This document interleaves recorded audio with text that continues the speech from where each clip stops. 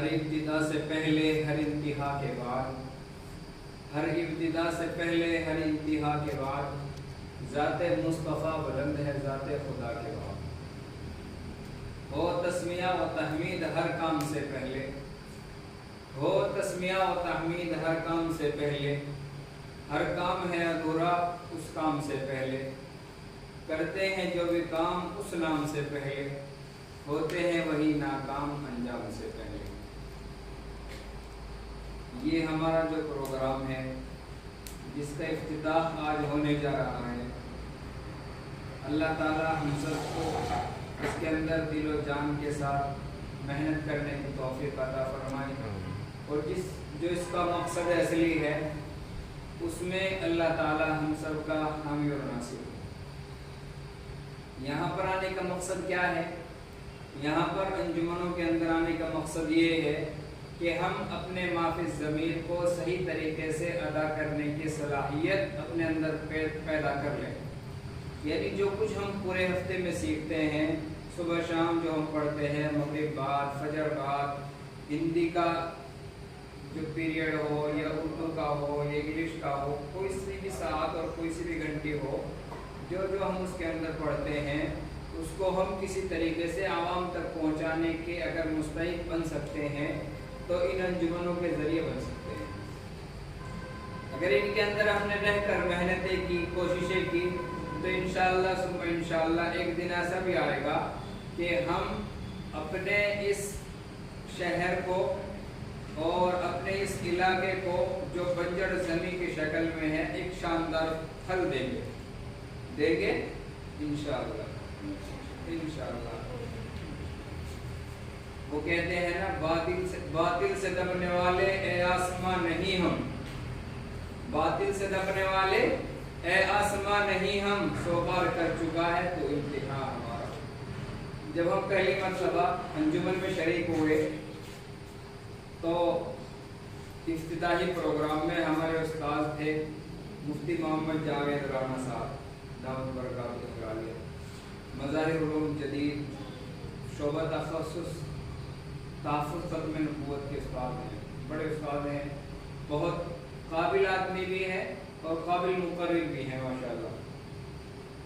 تو جب ہم نے دیکھا کہ ہمارا موازنہ جو ہماری انجمن ہے اس کے اندر بڑے طلبہ بھی ہیں اور چھوٹے بچے بھی ہیں، یعنی ایسی لیول کے بچے بھی تھے جن کے ہم ٹانگ تک آتے تھے، یہ سمجھو، اور ایسے بھی ہیں جو ہماری برابر کے ہیں۔ تو ہمیں ایسا محسوس ہوا کہ یہ جو ہم سے بڑی لیول کے جو بچے ہیں جن کے ہم ٹانگ تک ہی آ رہے یا ناف تک آ رہے، تو ہم ان کا کبھی مقابلہ ہی نہیں کر سکتے، لیکن اللہ تعالیٰ جزائے خیر دے ہمارے استاد مقرر کو، انہوں نے ہمارے جو حوصلے تھے ان کو بلند کیا اور کہا کہ گرتے ہیں میدان جنگ میں شہ سوار ہی، کیا کریں؟ گرتے ہیں میدان جنگ میں شہ سوار ہی، وہ طفل کیا گرے جو گھٹنوں کے بل چلے۔ جو چھوٹا سا بچہ ہے ابھی، اس نے بھی چلنا بھی نہیں سیکھا، وہ گٹلیوں چلتا ہے۔ کیسے چلتا ہے؟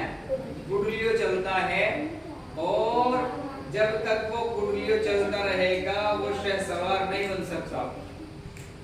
کیا نہیں بن سکتا؟ وہ شہ سوار نہیں بن سکتا، یعنی کسی چیز کی وہ سواری نہیں کر سکتا، اور جو کسی چیز کی سواری نہیں کر سکتا وہ اس سواری پر سے گر بھی نہیں سکتا۔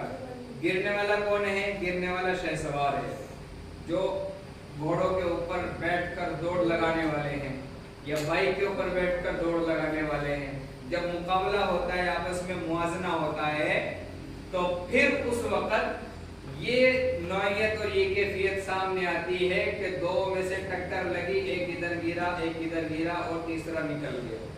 یہی ہے اس کا مقصد کہ وہ طفل کیا گرے جو گھٹنوں کے بل، جس نے بھی چلنا ہی نہیں سیکھا وہ بازی کہاں سے لگا رہے گا، وہ مقابلہ کہاں سے کرے گا۔ ہمارا بھی یہی ماحول ہے کہ ابھی ہم طفل مکتب ہیں، کیا ہے؟ ابھی ہم طفل مکتب ہیں، لیکن اپنے آپ کو طفل مکتب یہ سمجھ کے ابھی ہم چھوٹے ہیں اور ہم انجمن کے اندر حصہ نہیں لیں گے، نظم نہیں پڑھیں گے، تقریر نہیں کریں گے، یہ حوصلہ شکنی والی بات ہے، یہ اپنے آپ کو چھوٹا سمجھنے والی بات ہے۔ جب بات محنت کی آئے تو پھر سب کچھ آسان ہے. کیا ہے؟ جب بات محنت کی آئے تو سب کچھ آسان ہے. من طلب الاولی سہر اللیالی. جو بلندیوں کا طالب ہے، جو بلندیوں کا طالب ہے تو اسے کیا کرنا چاہیے؟ اسے راتوں کو جاگنا چاہیے، راتوں کو جاگ کر محنت کرنی چاہیے. جو شخص راتوں کو جاگ کر محنت نہیں کر سکتا وہ اعلیٰ مقام پر فائز بھی نہیں ہو سکتا.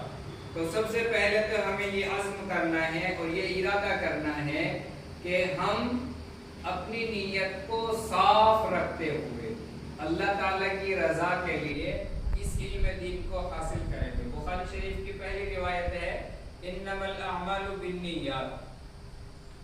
اللہ کے رسول فرما رہے کہ اعمال کا مدار جو ہے وہ نیتوں پر ہے. اگر ہماری نیت درست ہے تو ہر کام کرنے کا فائدہ. اگر نیت درست نہیں ہے تو پھر کتنا بھی اونچا کام کر لے اس کا کوئی فائدہ نہیں ہے. جو مبادیات ہیں اسلام کی جن 5 چیزوں پر بنیاد ہے اس میں سے ایک حج ہے. اور جب انسان حج کر لیتا ہے، اگر کوئی آدمی اس لیے حج کرتا ہے کہ بھائی لوگ مجھے حاجی کہیں گے، مجھے کوئی عالم بنے اس لیے تاکہ لوگ مجھے مولوی صاحب کہیں، لوگ مجھے مفتی صاحب کہیں، تو اگر کوئی آدمی اس لیے قرآن پڑھتا ہے، اس لیے علم دین حاصل کرتا ہے تو اس کا علم دین حاصل کرنا، اس کا حج کرنا ایسی طریقے سے غربا کی وہ مدد کرتا ہے تاکہ لوگ اسے سخی سمجھے، اللہ کی رضا کے لیے نہیں، اپنے سخاوت ظاہر کرنے کے لیے. تو پھر ایسے کسی بھی کام کا کوئی فائدہ نہیں ہے. قیامت کے اندر پکڑ ہوگی اور سب سے پہلے اسی بات کا سوال ہوگا 5 سوالوں میں سے کہ جتنا علم تھا اس پہ کتنا عمل کیا. آئی سمجھ میں بات؟ تو جتنا بھی علم ہو جائے اس پر عمل کرنا ہے اور جو بھی کام کرے وہ اللہ کی رضا کے لیے کرنا ہے. تو ہماری جو انجمن ہے جس کا افتتاح ہے، افتتاحی پروگرام ہے، پہلا پروگرام ہے. تو یہ ہمارا جتنا بھی عظیم الشان ہوگا، جتنا توجہ اور ایمان کے ساتھ اس کے اندر آپ شریک ہوں گے اور ہر ہفتے جس بھی طریقے سے شریک ہوتے رہیں گے تو آپ کی جو صلاحیت ہے اس کے اندر ایک نکھار آتا چلا جائے گا. اور وہ نکھار ایسا ہوگا کہ ایک دن آپ کو مقرر بنا دے گا. اور جب مقرر بنا دے گا آپ اللہ کی رضا کے لیے اس فن کو سیکھیں گے تو پھر اللہ تعالیٰ آپ سے کام بھی لے گا. اور اصل آدمی بھی وہی ہے کہ جو اللہ کی رضا کے لیے کام کرے. علماء بھی یہی فرماتے ہیں، حدیث اور قرآن بھی یہی کہتا ہے کہ جو بھی کام کرو اللہ اور اس کی رضا اور اس کے رسول کی رضا کے لیے، اللہ کی رضا کے لیے، رسول اللہ کے طریقے پر. جو جس طریقے سے اپنے کام کو کرے گا وہ تو کامیاب ہے اور جو دوسرے طریقے سے کرے گا وہ کیا ہے؟ وہ نامراد ہے. اور اللہ تعالیٰ کا جو وبال ہے، عذاب ہے، وہ الگ سے اس کے اوپر ہوگا. تو اپنی نیتوں کو درست کرے اور ارادہ کرے انشاءاللہ جو بھی بات ہمیں اس انجمن کے اندر بتائی جائے گی اس پر عمل کریں گے انشاءاللہ.